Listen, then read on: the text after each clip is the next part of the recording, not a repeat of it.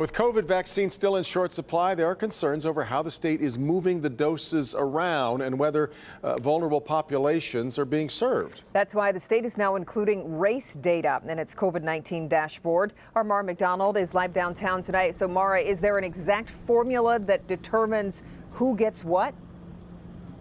So, Kimberly, the state doesn't exactly tell us precisely what their formula is. We have the broad parameters, the population, the percentage of elderly in the population, the percentage of vulnerable in the population. But now they're making it pretty clear they want to have a better handle on the racial component of who's getting these vaccines. Let me show you.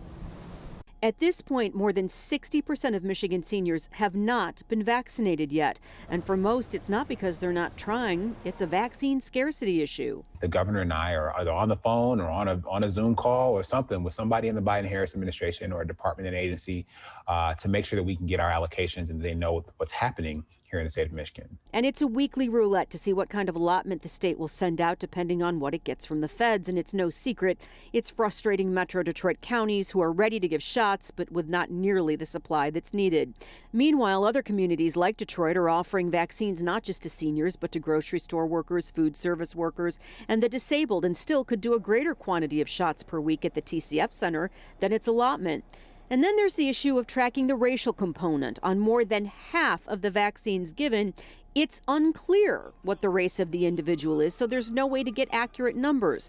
But what the state has so far with the limited data it has, nearly 44% are unknown, nearly 42% are white, 9.5% are listed as other, 3.7% are black, and 1.1% are Asian.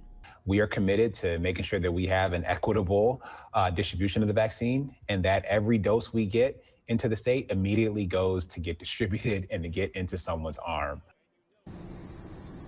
Back here live. So to that end, they would really like to have a better handle on what the racial data looks like so they have more complete numbers. They are asking that if you're heading into your COVID-19 appointment, that you fill out the paperwork that identifies what race you are. But Kimberly, Devin, I think the bottom line here, at least in the short term, and what I discussed with the lieutenant governor is we're going to continue to see these vaccine shortages and hope that they go away sooner rather than later.